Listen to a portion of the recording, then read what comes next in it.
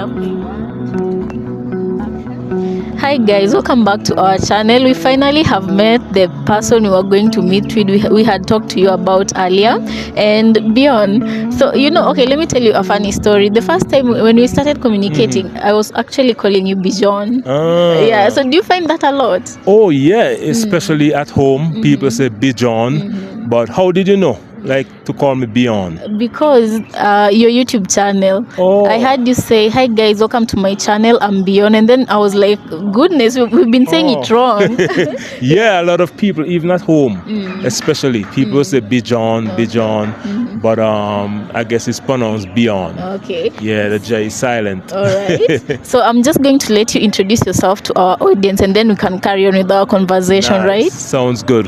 My name is Beyond, and I have a YouTube channel. It's called Beyond in Africa.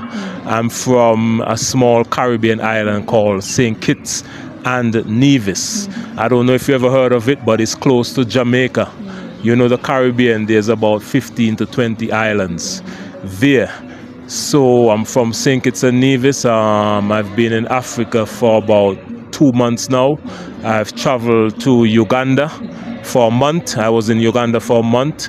Previous to that, I was in Kenya for 2 weeks, and now I'm back in Kenya now for like a month, coming on to a month, and I'm loving Kenya. I'm loving the culture and the people.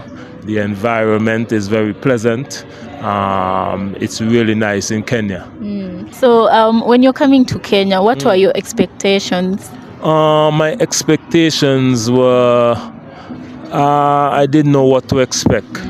I expect the people would speak Swahili.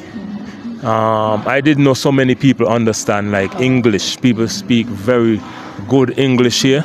So my expectation, I didn't expect people to be so friendly. People are very friendly. The culture is similar but different at the same time. I could say it's a good feeling because in Kenya, I was telling you earlier that Kenya is like, to me, is like a mixture of Africa, the Caribbean, the UK, and America. It's like everything mixed up with an African twist. It's really, it's unique. Yeah. And are there any myths or misconceptions that, let's say, Caribbean people, those who have never been to Africa, do you think there's some myths that they have about Africa? Yes, I think they don't know that a lot of people don't know that beautiful places exist in Africa. Right now we're in the Nairobi, the CBD. It's a beautiful city, just like any city in Europe or America. You would know the difference. But the difference is if you drive outside the city, you could find poor areas where you have people living in really bad conditions. But that's just a small area. It's not the whole country. And I think when people come from abroad and do bad videos of Kenya, they only go into those little areas where you have poverty, and they just show the poverty only. They don't show the beautiful places. But my channel, I'm showing everything. I just passed Kibera. I don't know if you know Kibera. It's like, look what they say. I've seen a lot of videos about it. They say it's the largest slums in Africa. That's what they call it, slums.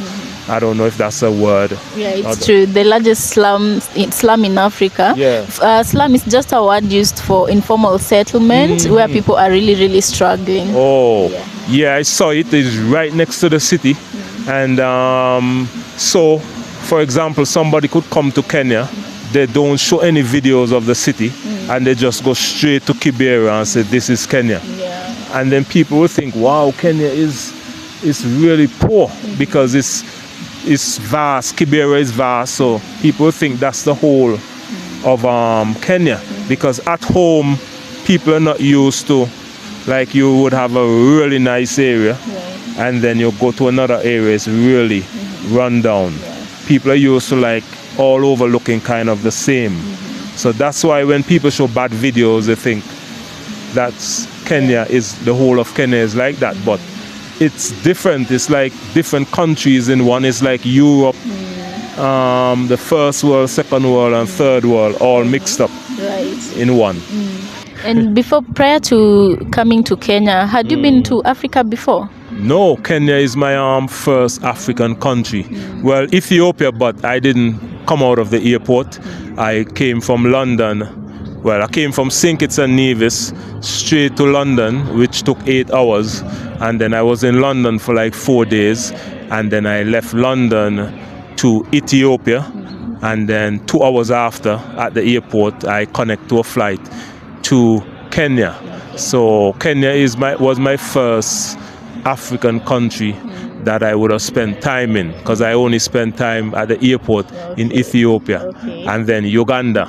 I traveled to Uganda by bus, and I stayed in Uganda for about a month. All right. Yeah. So guys, he actually did a vlog on that. If you want to see his trip to Uganda, and it was actually by bus. So that was, I assume that was adventurous. So that, yeah, it was really adventurous. The first time I went from Nairobi to Kampala, it took like 13 hours on the bus. So, and it was overnight, so I slept part of it, but it was a long journey. Coming back from Uganda to Kenya, Nairobi, I went from Kampala to Jinja, and I was in Jinja for a couple of days, and then from Jinja to Kenya is much closer. All right. So Uganda, I have about maybe 30 something videos that I did in Uganda. And I got a lot of videos that I'm doing in Kenya. So check out my channel, Beyond in Africa. Okay. And what would you like to tell? You know that those type of visitors who come to Kenya or any other African country for that matter, and they're only coming because they think Kenya is only associated. Any good thing you can find in Kenya, it's associated to safaris. What can you tell such people who are only coming for with safaris in their minds? There's much more to see than safaris. You could see you could see the city, the beautiful city, lots of shopping you could do at the malls. You could get your nice African clothing, African art. The marketplace you could visit. You could even go to the beach. I haven't been yet. In Mombasa, I think. Yeah. Nice beaches and so. The safari is nice. I've been to the safari, well, not the big one, but I've been to the smaller one that you have what you call it, like animals in the cages and so there. Game parks. Game parks, yeah, I've been there. And what I think Kenya take good care of their natural environment. People are like taking care of the trees, the grass, the parks. I think Kenya have the only national park in the city. Right. So the national park we're in the city here, but the national park is right in the city, which is amazing. So it's a lot to see. In Kenya, you could get different worlds. So just don't come to see the safari, come to see the safari and much more. Okay. And there's this thing that has been happening where foreigners are feeling unsafe to come to Africa, and there's a story. I feel like I have to bring this up because of the audience, our audience who are watching. We recently posted a story about an African American sister who was, unalived in the West Africa, and now after that, posting that video, it scared some people. Wow. Yeah, it really scared some people, and a lot of them were saying they wouldn't come to Africa. So maybe I'd just like you to tell them what they're missing out, and then also I'd like you to tell me how you feel when you're in Africa. Do you feel safe, or is there that level of where you feel insecure, where you have to be looking over your shoulders? As much as Kenya is safe, what are the security measures foreigners can take when they're coming to a new place like Kenya?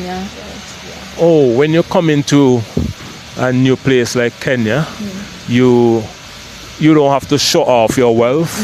Don't wear all your expensive jewelry and stuff like that.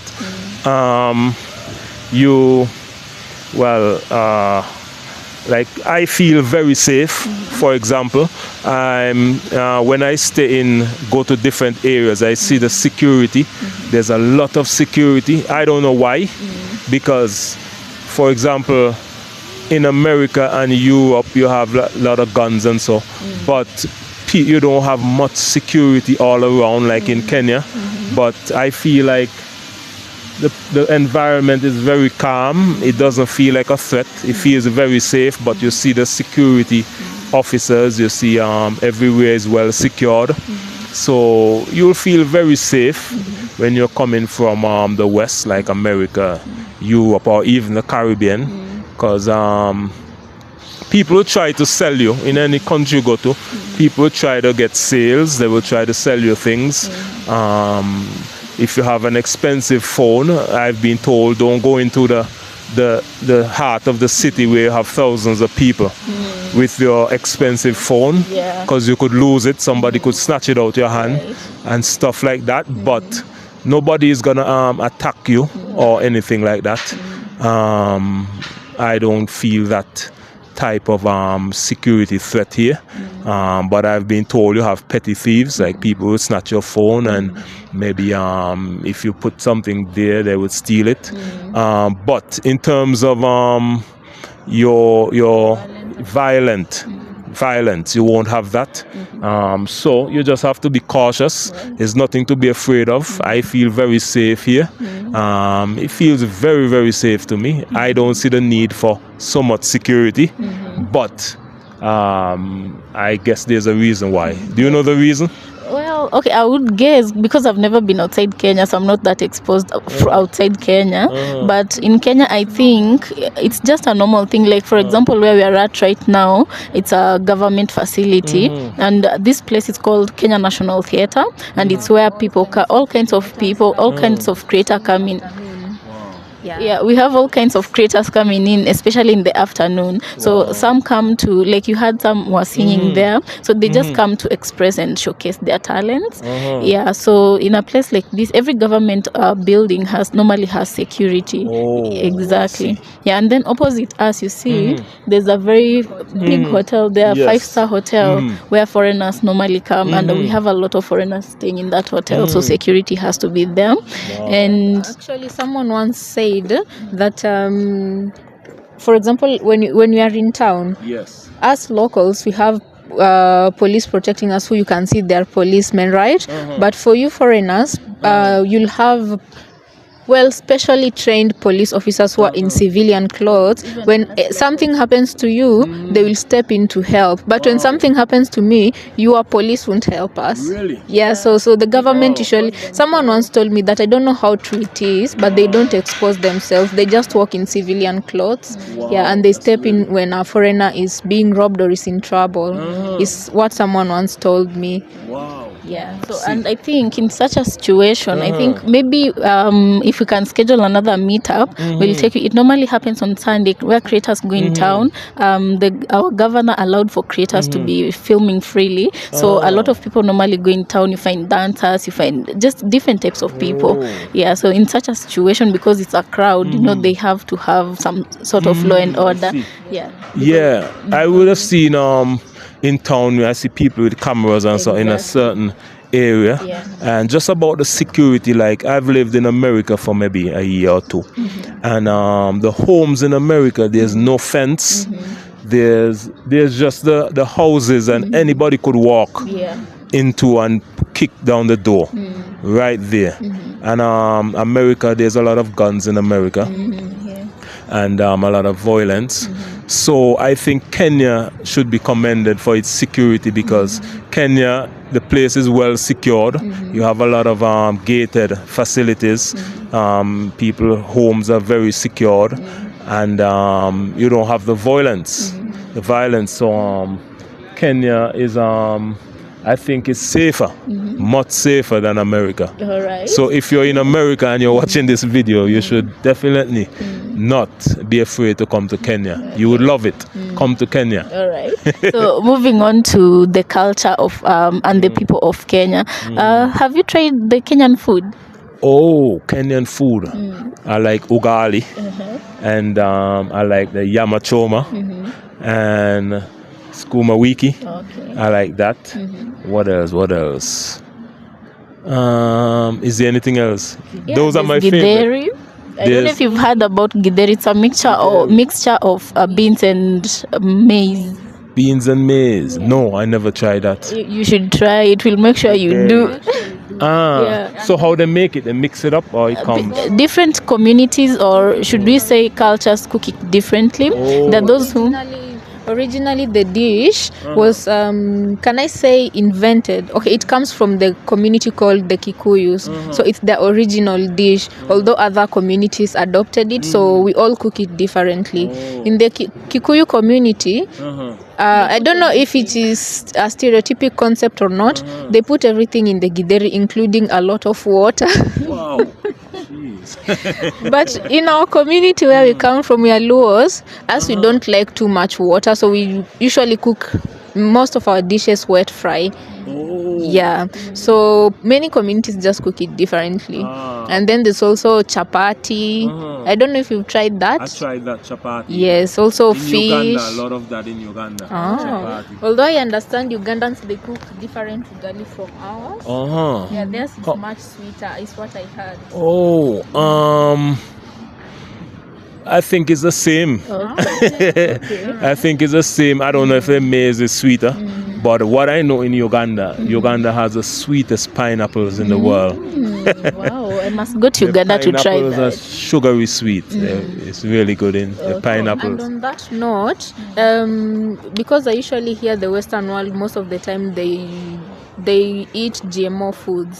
So how would you compare it to the foods you've had in Kenya? Oh, the foods in Kenya, very fresh. The food are very fresh. Everything you eat is fresh. There's nothing stored for long. That's what I like. And you could taste there's not a lot of chemicals in the food. You could taste the difference in the food. So the food is much cleaner and I think safer and tastes better. Yeah. Okay, there was another foreigner. He was a white guy, and he tried ugali, and he said that was his worst meal in Kenya. He said it was too heavy for no reason, and Because Americans eat light, right? Oh, Americans eat light. I think they eat a lot of junk food. Like they eat a lot of burgers and fried stuff. So he said it was heavy. He said he couldn't eat the whole day because the ugali stayed in his stomach. It made him feel full for a very long time. That's because he's getting real food for the first time. That's the first time he's eating real food. So it filled him up.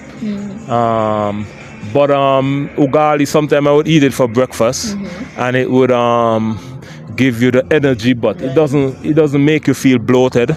It just make you feel strong and energetic because it's maize. So it's really clean and it's really give you a lot of energy. So that's a good thing because when you eat high quality foods, it keeps you full for long. So that's why he felt like he was full for long because the food was such of a high quality. That's why. So I think I have asked all the questions I had. Unless Maureen, you have something else to add. I think you've covered pretty much what I was also thinking. Okay, so I think I'm just going to ask you for a parting word for our audience. Okay, I just want you to know that in the Caribbean, there's a lot of islands. In the Caribbean, maybe around 20 different islands. Most people know about Jamaica, Haiti, Barbados, Trinidad. But the Caribbean is split up in like 3 different parts. You have the English-speaking Caribbean, you have Spanish-speaking, and French-speaking. The English-speaking is the largest, which is Jamaica, Trinidad, Barbados. You have St. Kitts and Nevis, where I'm from. You have Antigua, Grenada, St. Vincent. All of those countries are over 90% black Africans. The whole government, the whole school system, the hospitals, the nurses, everywhere you go, you feel like you're in Africa. So there's Africans living outside of Africa. In America, you're called African Americans, and also in the Caribbean. A lot in the Caribbean. So much that we could rename the Caribbean African Islands, because it's all black people in the Caribbean. So feel free to visit. I know that Kenyans can visit a lot of Caribbean islands visa free. My country, Kenyans can come and visit visa free. St. Kitts and Nevis. Nigerians can visit visa free. People from South Africa can visit visa free. People from Ghana can come and visit visa free. So the islands are open and we welcome all Africans to come. And I think we're one big family. Let's visit each other. Let's do business together. Let's love each other. Let's be together. Yeah. On that note, one last thing. You've mentioned English and French-speaking islands. Yeah. Do you come from a French-speaking island or an English-speaking one? Oh no, I come from a English-speaking island, but right next to St. Kitts and Nevis, you have Guadeloupe and Martinique, which is French-speaking, and they're like a part of France. They're not independent yet. They have the French passport there. They have the French flag. They're just like a state inside France, but they're right next to St. Kitts Nevis. But there's a cutoff. It's like we don't interact because they speak French and we speak English, so we cannot communicate. That's the language barrier. Something like West Africa, where you have French-speaking countries and the English-speaking, they're right next to each other, but I guess they can't communicate. And then the Spanish-speaking, you have Cuba, which is Spanish-speaking, and you have Dominican Republic, and then that's it. All the West Islands are English-speaking, and there's mostly black people living on all the islands in the Caribbean, like over 90%. Yeah. All right. Thank you so much for agreeing to meet with us and for granting us this interview. It was really lovely talking to you, and we appreciate. Definitely. Thank you for having me as well. If you're watching this video, make sure to subscribe to this channel, Twins Hangout Kenya. Subscribe right now. Join it. Share it with all your friends and family, and also subscribe to my channel as well, Beyond in Africa. And let's support each other. Let's get to know each other. Thank you for watching, and we'll see you again in the next video. Right. So guys, for those of you who don't know his channel or joined or have forgotten, we are gonna link the channel name down on our description box, and also on the we'll pin it on the comment section. Beyond in Africa, right? Nice. Yes, Beyond in Africa. My name is Beyond, and I am in Africa. That's Beyond why the name. Yeah, that's why the name is called Beyond in Africa. Yeah, so we link it, and you guys please go and support him. Our brother is really doing a good job in Africa, and he's showcasing his travels. So for those ones who are curious about Africa, you can get to follow Beyond in his journeys and see through the lens of Beyond, right? Thank you so much. Right. Beyond in Africa. Right. Much love. Okay, much love to you and the people of St. Kitts and the people of the Caribbean, our Jamaican people. Much love to you.